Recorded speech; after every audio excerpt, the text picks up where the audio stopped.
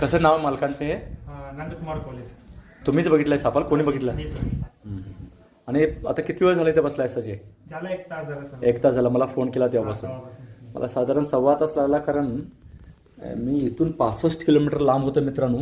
बैलुंगलमध्ये गावामध्ये आहे आणि मी दुसऱ्या ठिकाणी असल्यामुळं साप पण थांबला आणि पण थांबले. लास्ट टाइमला पण याच्याकडे साप पकडलं होतं आणि तो काय खाल्लेला पण, आणि हिवाळ्यात असं कित्येक वेळ साप बसून थांबू शकतात. काय खाल्लेली जागा तुम्हाला मध्ये दिसते ती जाड दिशे, लक्षात घ्या.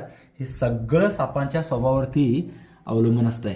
नाग आहे आणि ऊन शोषण करण्यासाठी साप येतात. हे तर ऊन पडलेलं नाही आहे, पण साप हा विचित्र प्राणी, लक्षात घ्या. त्याच्या स्वभावावर सगळं अवलंबून आहे.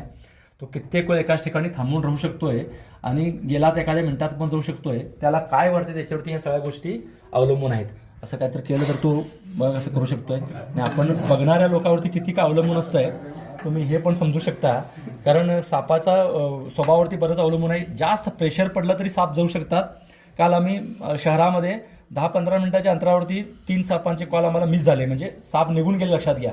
हा मात्र 65 किलोमीटर लांब, जवळपास मी 1.25 तासानं आलो तरीही साप थांबून राहिला आणि हा आता आरामात सापडणार. त्यासाठी मी तुमच्याशी बोलतोय. भल्या गोष्ट पद्धतीने साप पकडता येतोय. तुम्ही अशा स्टिकचा वापर करून सरळ सापाला बाहेर घालू शकता, किंवा बादली किंवा काहीतरी ड्रम असेल तशा ठिकाणी पण सापांना ठेवून हे करू शकता. लक्षात घ्या, हे सगळं त्याच्या स्वभावावर अवलंबून आहे. आता मात्र तो धडपड करायला प्रयत्न करेल, कारण मी त्याला आता पकडण्याचा प्रयत्न करतोय. त्यासाठी इथं मी आता त्याला तोंडापासून लांब असल्यामुळे ते कशा प्रकारे तो प्रयत्न करतोय. आता मी त्याला इथं पकडतोय. सगळ्या आयडिया ज्या आहेत, चूक झाली तर तो आम्हाला काय माफ करत नाही, लक्षात घ्या.